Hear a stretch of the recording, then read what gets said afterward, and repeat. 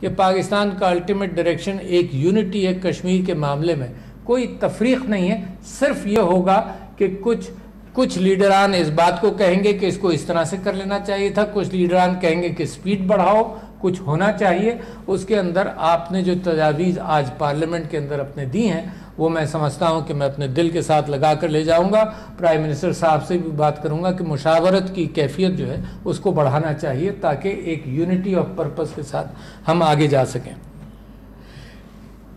मैं समझता हूं कि ये जो बड़ा स्ट्रगल आपका मुसलसल जारी है और जितनी कुर्बानियां दी गई हैं, आज हम उन लोगों के हवाले से खराज तहसीन पेश करना चाहते हैं। ये कहते हैं कि हिंदुस्तान को इस रास्ते से हटना चाहिए और कमेटी ऑफ नेशंस के अंदर, अक़वाम मुत्तहिदा के अंदर ये बात करते हैं। और क्या क्या चीज़ें हम याद दिलाते हैं, हम उसूल याद दिलाते हैं, हम कवानीन याद दिलाते हैं, हम उन वादों का तस्करा करते हैं जिस बुनियाद के तौर पर दुनिया के अंदर अक़वाम मुत्तहिदा का क़याम हुआ। हम उन वादों का, उन रेजोल्यूशन का जिक्र करते हैं, बहुत सारे 38 UN रेजोल्यूशन 38, 39, 47 जिसमें प्लेबिसाइट का जिक्र हुआ और हिंदुस्तान ने उसको कबूल किया। फिर 51 जिसके अंदर रीअफर्म किया गया कि प्लेबिसाइट जो है वो हक खुद इरादियत को दुनिया ने तस्लीम किया और हिंदुस्तान ने तस्लीम किया।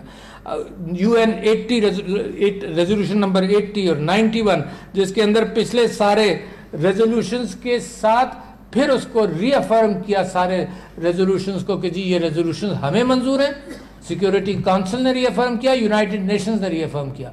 तो ये एक तो लंबी कहानी है जिसके अंदर आहिस्ता आहिस्ता आहिस्ता आहिस्ता हिंदुस्तान इनसे पीछे हटता रहा और इन उसूलों का फिर 122, 123, 126 इतने सारे रेजोल्यूशंस हैं जिसकी हिंदुस्तान मुखालफत करता है। और हिंदुस्तान पूरी साजिशों में मुलव्वस है। पाकिस्तान के खिलाफ उसने जो दहशतगर्दी के तकरीबन 22 अरब रुपए खर्च किए हैं तो पाकिस्तान को डिस्टेबलाइज करने की कोशिशें करने में।